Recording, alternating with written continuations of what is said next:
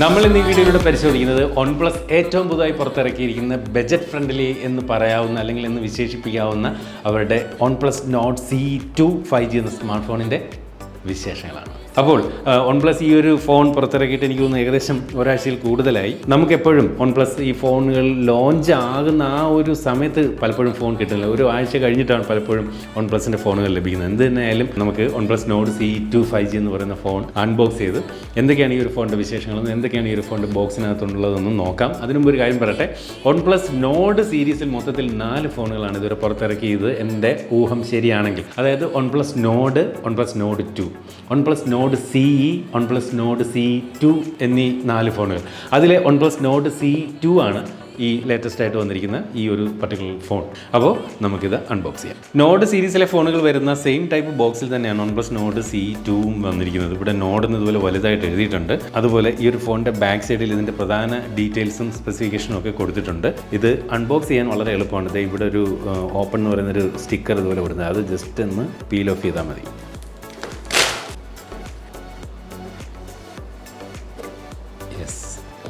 ഇവിടെ OnePlusൻ്റെ ലോഗോ ഉള്ള ഒരു കറുത്ത പേപ്പർ ബോക്സ്, അത് പുറത്തേക്ക് എടുക്കാം ആദ്യം.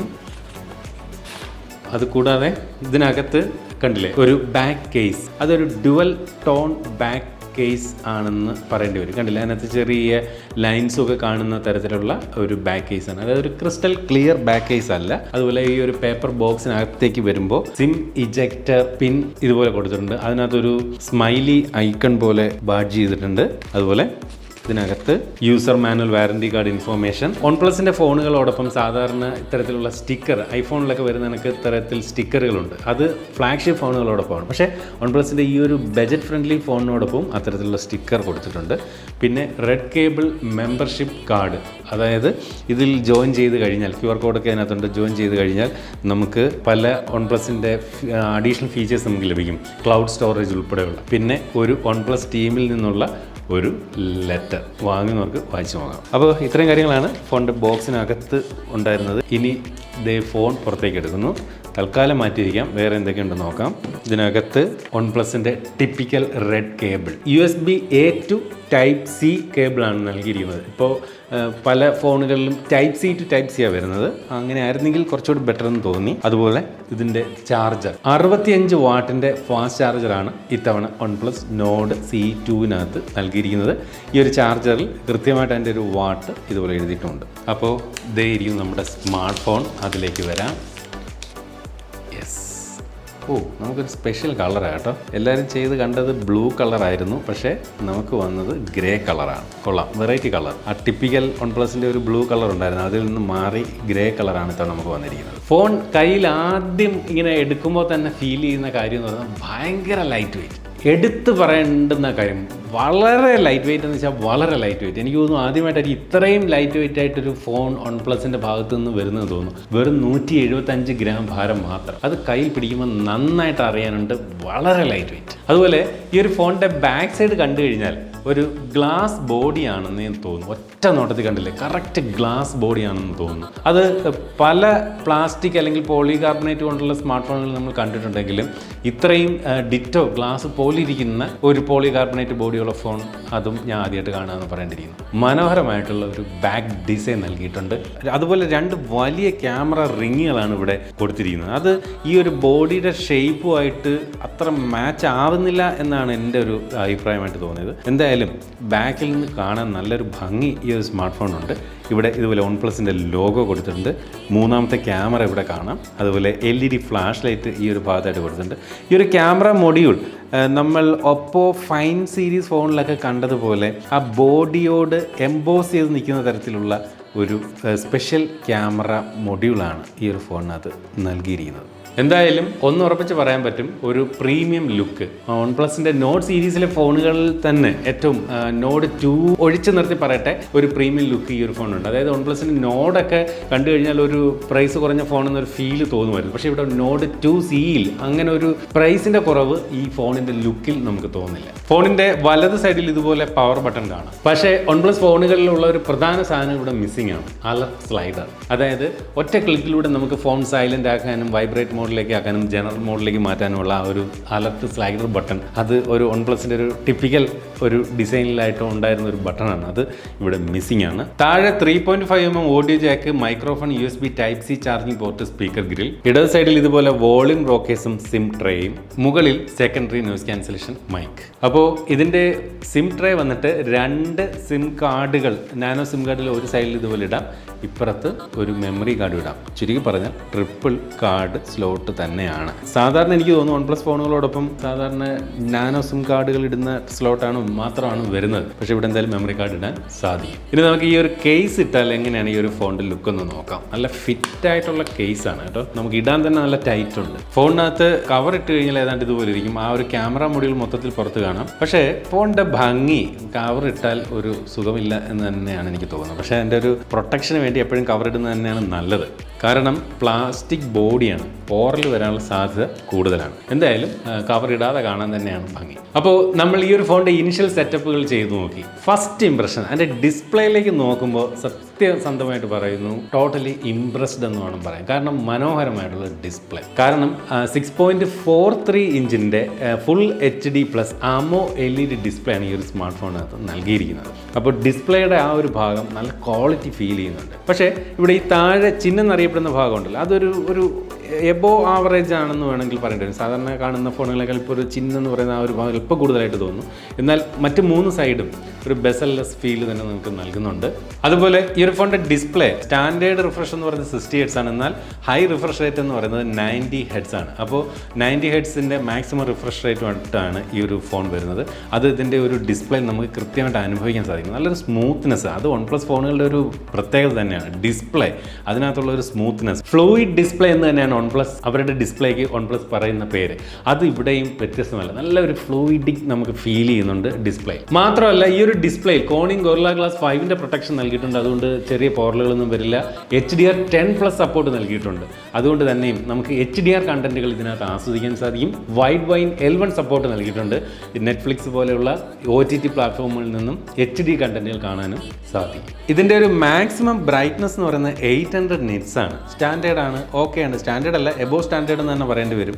കാരണം ഔട്ട്ഡോർ വിസിബിലിറ്റിക്കൊന്നും യാതൊരു പ്രശ്നവും ഈ ഒരു 800 nits സൃഷ്ടിക്കത്തില്ലെന്ന് ഉറപ്പിച്ച് പറയാം. ഈ ഒരു ഫോണിൻ്റെ പെർഫോമൻസ് സൈഡിലേക്ക് വന്നു കഴിഞ്ഞാൽ ഇതിൻ്റെ പ്രോസസ്സർ എന്ന് പറയുന്നത് മീഡിയാടെക്കിൻ്റെ Dimensity 900 എന്ന് പറയുന്ന പ്രോസസ്സറാണ്. 2 RAM വേരിയൻ്റ് ഉണ്ട്, 6GB 8GB. അതുപോലെ ഇന്റർണൽ മെമ്മറി ഒറ്റ വേരിയൻറ്റ് 128GB ആണ്. ഈ ഒരു റാം എന്ന് പറയുന്നത് LPDDR4X അതുപോലെ സ്റ്റോറേജ് ടൈപ്പ് എന്ന് പറയുന്നത് UFS 2.2 ആണ്. ഇതാണ് ഇതിൻ്റെ ഒരു പെർഫോമൻസിൻ്റെ ഒരു സ്പെക് ഷീറ്റ് പറയുകയാണെങ്കിൽ. ആക്ച്വലി ഈ ഒരു ഫോണിൻ്റെ ഒരു AnTuTu സ്കോർ പരിശോധിച്ചാൽ 4,28,000 പുറത്താണെന്ന് നമുക്ക് കാണാൻ സാധിക്കുന്നു. അതെന്ന് പറയുന്നത്, അതായത് ഇന്ന് വരുന്ന ഏറ്റവും പെർഫോമൻസ് കൂടിയ ഫോണിനകത്തുള്ള AnTuTu സ്കോർ എന്ന് പറയുന്നത് 10 ലക്ഷത്തിൽ പുറത്താണ് ഏറ്റവും കൂടിയത്. പലരും കഴിഞ്ഞ ഒരു പർട്ടിക്കുലർ ഫോണിൻ്റെ വീഡിയോ ചെയ്തപ്പോൾ എന്താണ് ഈ AnTuTu സ്കോർ എന്ന് നമ്മൾ പറഞ്ഞിരുന്നപ്പോൾ ചോദിച്ചിരുന്നത് എന്താണ് AnTuTu സ്കോർ എന്ന്. അതായത് ഫോണിൻ്റെ പെർഫോമൻസ് അളക്കുന്ന ഒരു യൂണിറ്റാണ്. നമുക്കൊരു AnTuTu ആപ്പ് ഉപയോഗിച്ചുകൊണ്ട് നമുക്ക് ആ പർട്ടിക്കുലർ ഫോണിൻ്റെ പെർഫോമൻസ് എത്രത്തോളം ഉണ്ടെന്ന് ഒരു സ്കോറിങ്ങിലൂടെ കാണിച്ചു തരുന്ന ആപ്പുണ്ട്. അതാണ് ഈ ഒരു AnTuTu സ്കോർ കൊണ്ട് പറയുന്നത്. അപ്പോൾ 10 ലക്ഷമാണ് ഏറ്റവും ടോപ്പ് നോച്ച് ഫോണിൻ്റെ നിലവിലുള്ള AnTuTu സ്കോർ. ഇതിന് 4,28,000 AnTuTu സ്കോർ ഉണ്ട്. അതായത് ഏകദേശം പെർഫോമൻസ് സൈഡിൽ ടോപ്പ് ഫോണിൻ്റെ പോലും ഒരു പകുതിയിൽ നിൽക്കുന്ന പെർഫോമൻസ് കാഴ്ചവെക്കും നമുക്ക് ഇതിൽ നിന്ന് ഗസ് ചെയ്യാൻ സാധിക്കും. മീഡിയാടെക്കിൻ്റെ Dimensity 900 എന്ന് പറയുന്ന പ്രോസസ്സർ ഒരു ഡീസൻ്റ് ആയിട്ടുള്ള 5G പ്രോസസ്സറാണ്. മികച്ച ഒരു മീഡിയം ലെവൽ ഗെയിമിംഗ് പെർഫോമൻസ് കാഴ്ചവെക്കുന്ന ഒരു പ്രോസസ്സർ തന്നെയാണ് മീഡിയാടെക്കിൻ്റെ Dimensity 900. ബാറ്ററി സൈഡിലേക്ക് വന്നു കഴിഞ്ഞാൽ ഈ ഒരു ഫോണിനകത്ത് 4500 mAhൻ്റെ ബാറ്ററിയാണ് നൽകിയിരിക്കുന്നത്. എന്നാൽ ഈ ഒരു ഫോൺ ചാർജ് ചെയ്യാനായിട്ട് 65 വാട്ടിൻ്റെ ഫാസ്റ്റ് ചാർജർ നൽകിയിട്ടുണ്ട്. അപ്പോൾ ഈ ഒരു 4500 mAh എന്ന് പറയുമ്പോൾ പലരുടെയും നെറ്റിച്ചുളിയും. കാരണം നമ്മളൊക്കെ കണ്ട് പരിചിതമാകുന്ന മിക്ക ഫോണുകളിലും 5000 mAhൻ്റെ ബാറ്ററിയാണ്. സാധാരണ ഫാസ്റ്റ് ചാർജിങ് കൂടുതലുള്ള ഫോണുകളിൽ ബാറ്ററി അല്പം കുറച്ച് വയ്ക്കുന്നത് ഇപ്പോൾ ഒരു പതിവായി മാറുന്നുണ്ട്. കാരണം അത്രയും വേഗത്തിൽ ചാർജ് ചെയ്യാൻ, ഇപ്പോൾ 65 വാട്ട് 5000 mAh ചാർജ് ചെയ്യുന്നതിനേക്കാൾ വേഗത്തിൽ 65 വാട്ട് കൊണ്ട് 4500 mAh ചാർജ് ചെയ്യാൻ സാധിക്കും. അപ്പോൾ ഒരു ചാർജിങ് സ്പീഡ് ഹൈലൈറ്റ് ചെയ്ത് കാണിക്കാനായിരിക്കണം mAh ഒരു അല്പം കുറച്ച് കാണുന്നുണ്ട് ഇപ്പോൾ വരുന്ന ഹൈ സ്പീഡ് ചാർജിങ് ഫോണുകളിൽ. അതിവിടെയും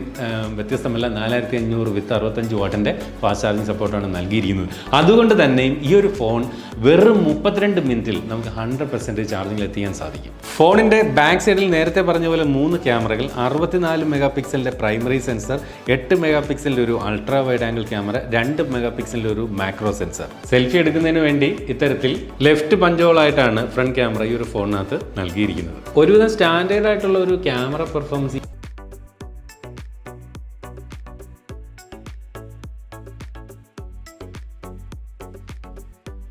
ഫോണിൻ്റെ ബാക്ക് ക്യാമറ ഉപയോഗിച്ചുകൊണ്ട് ഇതുപോലെ 4K റെസൊല്യൂഷനിൽ 30 ഫ്രെയിംസ് പെർ സെക്കൻഡ് വരെയുള്ള വീഡിയോകളാണ് ഷൂട്ട് ചെയ്യാൻ സാധിക്കുക. എന്നാൽ ഫ്രണ്ട് ക്യാമറ ഉപയോഗിച്ചുകൊണ്ട് 1080ൽ 30 ഫ്രെയിംസ് പെർ സെക്കൻഡ് വരെയുള്ള വീഡിയോകളാണ് ഷൂട്ട് ചെയ്യാൻ സാധിക്കുക. ഇന്ന് വരുന്ന ചില ഫ്ലാഗ്ഷിപ്പ് ഫോണുകൾ പോലും ഫ്രണ്ട് ക്യാമറയിൽ 4K റെസൊല്യൂഷൻ കാണാറില്ല.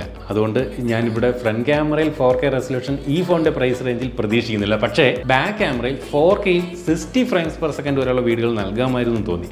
4K 30 ആണ് നിലവിൽ നൽകിയിരിക്കുന്നത്. ബ്ലൂടൂത്ത് വെർഷൻ 5.2 നൽകിയിരിക്കുന്ന NFC സപ്പോർട്ട് നൽകിയിട്ടുള്ള ഈ ഒരു സ്മാർട്ട് ഫോണിനകത്ത് 5G സ്മാർട്ട് ഫോൺ ആണെന്ന് പറഞ്ഞു കഴിഞ്ഞു. 8 വ്യത്യസ്തങ്ങളായിട്ടുള്ള 5G ബാൻഡുകളുടെ സപ്പോർട്ടാണ് ഇതിൽ നൽകിയിരിക്കുന്നത്. ഈ ഒരു ഫോണിൽ ഡ്യുവൽ ബാൻഡ് വൈഫൈയുടെ സപ്പോർട്ടും വൈഫൈ കോളിംഗ് തുടങ്ങിയ ഒട്ടുമിക്ക എല്ലാ ഫീച്ചറുകളും നൽകിയിട്ടുമുണ്ട്. ഫോണിൻ്റെ ഫിംഗർ പ്രിൻറ്റ് സംവിധാനം ഇൻ ഡിസ്പ്ലേയിൽ തന്നെയാണ് നൽകിയിരിക്കുന്നത്. അത് നല്ല ഫാസ്റ്റായിട്ട് തന്നെ വർക്ക് ചെയ്യുന്നുണ്ട്. ആ ഒരു ഫിംഗർ പ്രിൻറ്റിൻ്റെ പൊസിഷനിങ് കുറച്ച് സ്ക്രീനിൻ്റെ താഴെ അല്ലേ എന്നൊരു സംശയം. ഓക്സിജൻ OSൻ്റെ വെർഷൻ 11.3 നൽകിയിരിക്കുന്ന ഈ ഒരു ഫോൺ ആൻഡ്രോയിഡ് 11 അധിഷ്ഠിതമായിട്ടാണ് പ്രവർത്തിക്കുന്നത്.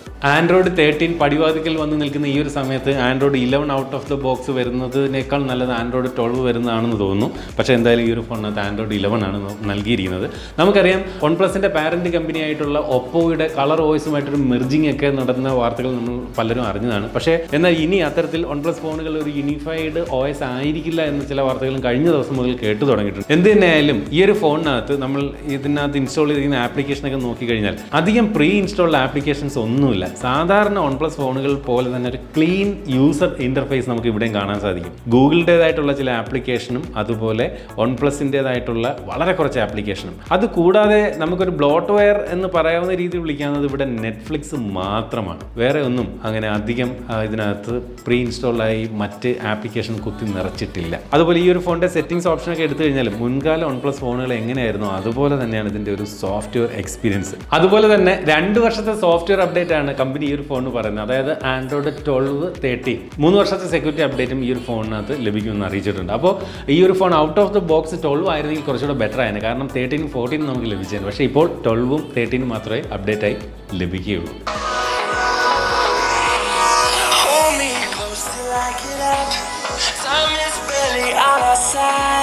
ഫോണിനകത്ത് മോണോ സ്പീക്കറാണ്. ഈ പ്രൈസ് റേഞ്ചിൽ ഒരു സ്റ്റീരിയോ സ്പീക്കർ ആയിരുന്നെങ്കിൽ കുറച്ചുകൂടെ ബെറ്റർ ആയേനെ എന്ന് തോന്നുന്നു. പക്ഷേ മോണോ സ്പീക്കറാണ്. എന്നിരുന്നാലും സൗണ്ടിന് ക്വാളിറ്റിക്കൊന്നും കുഴപ്പമൊന്നുമില്ല. നല്ല ക്വാളിറ്റി ഉണ്ട്.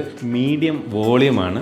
മറ്റു പ്രശ്നങ്ങളൊന്നുമില്ല. അതുപോലെ ഈ ഒരു ഫോണിൻ്റെ വീഡിയോ ക്വാളിറ്റിയെക്കുറിച്ച് പറഞ്ഞാലും മനോഹരമായിട്ടുള്ള വീഡിയോ ക്വാളിറ്റി, ഒന്നും പറയാനില്ല. മികച്ച ഡിസ്പ്ലേ, AMOLED ഡിസ്പ്ലേ, HDR10+ൻ്റെ സപ്പോർട്ട്, അതുപോലെ വൈഡ് വൈൻ L1 സപ്പോർട്ട് ഒക്കെ നൽകിയിരിക്കുന്ന ഒരു മികച്ച ഡിസ്പ്ലേ. എനിക്ക് തോന്നുന്നു ഈ ഒരു ഫോണിൻ്റെ ഏറ്റവും അതിനകത്തുള്ള ബെറ്റർ പാർട്ട് എന്ന് പറയുന്നത് ഡിസ്പ്ലേ തന്നെയാണെന്ന് പറയേണ്ടിയിരിക്കുന്നു. മികച്ച ഡിസ്പ്ലേ തന്നെയാണ് ഈ ഒരു ഫോണിനകത്ത് നൽകിയിരിക്കുന്നത്. അപ്പോൾ ഈ ഒരു ഫോൺ എന്ന് പറയുന്നത് ഇവരുടെ ഒരു സഹസ്ഥാപനമായിട്ടുള്ള ഒപ്പോ അടുത്തിടെ പുറത്തിറക്കിയ ഒപ്പോ റെനോ 7ഉമായിട്ട് സ്പെസിഫിക്കേഷനിൽ വളരെ സാദൃശ്യമുള്ളതായിട്ട് നമുക്ക് കാണാം. 99.9% ഒപ്പോ റെനോ 7ൻ്റെ സ്പെക്കുമായിട്ട് ഇത് അടുത്ത് ചേർന്ന് നിൽക്കുന്നു. ഒരൊറ്റ വ്യത്യാസം മാത്രമേ കൃത്യമായിട്ട് പറഞ്ഞുള്ളൂ. അതായത് ഒപ്പോ റെനോ 7ൽ പ്രധാനമായിട്ടും സെൽഫി ക്യാമറ 32 മെഗാ പിക്സൽ, ഇവിടെ selfie camera 16 megapixel. Oppo Reno 7നകത്ത് ഒറ്റ വേരിയൻ്റേ ഉണ്ടായിരുന്നുള്ളൂ, 8GB 256. ഇത് 6GB 128ൽ തുടങ്ങുന്നു എന്നൊരു വ്യത്യാസം കൂടി. അപ്പോൾ ഒപ്പോ റെനോ 7 എന്ന് പറയുന്ന ഫോണിൻ്റെ ഒരു lower variant selfie camera 16 mega പിക്സലാക്കി ഇറക്കിയാൽ വേണമെങ്കിൽ നമുക്ക് അതിനെ OnePlus Nord CE2 5G എന്ന് വിളിക്കാം എന്ന് നമുക്ക് പറയാം. എന്നിരുന്നാലും ഒപ്പോ റെനോ 7നേക്കാളും കാണാനുള്ള ലുക്കും ഡിസ്പ്ലേയിലുള്ള ക്വാളിറ്റിയും എസ്പെഷ്യലി സോഫ്റ്റ്വെയർ സൈഡിലുള്ള ഒരു അഡ്വാൻറ്റേജും അത് OnePlus Nord CE2 5G എന്ന ഫോണിന് തന്നെയാണ്. അതുപോലെ OnePlus Nord CE2 എന്ന ഈ ഒരു ഫോണിൻ്റെ മുൻഗാമിയായിട്ടുള്ള OnePlus Nord CEയുമായിട്ട് കമ്പയർ ചെയ്യുമ്പോഴും കാര്യമായിട്ടുള്ള വ്യത്യാസങ്ങൾ ഉള്ളതായി ഫീൽ ചെയ്യുന്നില്ല. കാരണം ക്യാമറ സെറ്റപ്പൊക്കെ ഏകദേശം OnePlus Nord CEയുമായിട്ട് ഇപ്പോഴും തുല്യമാണ്. 64:8:2 എന്ന ക്യാമറ സെറ്റപ്പാണ് OnePlus Nord CEയിൽ നൽകിയിരുന്നത്. വ്യത്യാസം എന്ന് പറയുന്നത് OnePlus Nord CE എന്ന മുൻഗാമിയിൽ പ്രോസസ്സർ സ്നാപ്ഡ്രാഗൺ 750G എന്ന പ്രോസസ്സറായിരുന്നു. അതും 5G പ്രോസസ്സറാണ്. എന്നാൽ ഇവിടെ MediaTek 900 എന്ന് പറയുന്ന പ്രോസസ്സറാണ് നൽകിയിരിക്കുന്നത്. ഇങ്ങനെ വളരെ കുറച്ച് വ്യത്യാസം മാത്രമേ ഉള്ളൂ. ഇനി ഒപ്പോ റെനോ 7 8GB 256ന് ഏകദേശം ഈ ഒരു ഫോണിനേക്കാൾ 5000 രൂപ വില കൂടുതലാണെന്ന് കൂടി ഓർമ്മിപ്പിക്കട്ടെ. അപ്പോൾ നമുക്ക് ഇനി പറയാനുള്ളത് ഈ ഒരു ഫോണിൻ്റെ പ്രൈസിംഗ് ആണ്. 2 വേരിയൻറ്റിലാണ് ഈ ഒരു ഫോൺ ലഭ്യമാവുക. 6GB 128 വില 23,999 രൂപ, 8GB 128 വില 24,999 രൂപ. അപ്പോൾ എൻ്റെ ഒരു പോയിന്റ് ഓഫ് വ്യൂവിൽ ഈ ഒരു ഫോൺ എന്നോട് ആരെങ്കിലും വന്നിട്ട് ചോദിക്കുകയാണ്, ചേട്ടാ OnePlus Nord C2 5G ഞാൻ എടുക്കട്ടെ, എങ്ങനെയുണ്ട്, കൊള്ളാമോ എന്ന് ചോദിച്ചാൽ ഞാൻ കണ്ണു അടച്ചുകൊണ്ട് പറയും കൊള്ളാം, ധൈര്യമായിട്ട് എടുക്കാൻ. കാരണം ഈ ഒരു ഫസ്റ്റ് ഇംപ്രഷനിൽ എനിക്ക് ഈ ഫോൺ നന്നായിട്ട് ഇഷ്ടപ്പെട്ടു. ഞാൻ എടുത്ത് പറയണം, നന്നായിട്ട് എനിക്ക് ഇഷ്ടപ്പെട്ടു. മികച്ചൊരു സ്മാർട്ട് ഫോൺ ആകും ഈ ഒരു ഫോൺ എന്ന കാര്യത്തിൽ സംശയമില്ല. അപ്പോൾ ഇതുപോലെ മനോഹരമായിട്ടുള്ള മറ്റൊരു പ്രോഡക്റ്റിന് വിശേഷമുണ്ട്. നമുക്ക് അടുത്ത വീഡിയോയിൽ വീണ്ടും കാണാം. അതുവരെ സ്റ്റേ സേഫ്, ബൈ.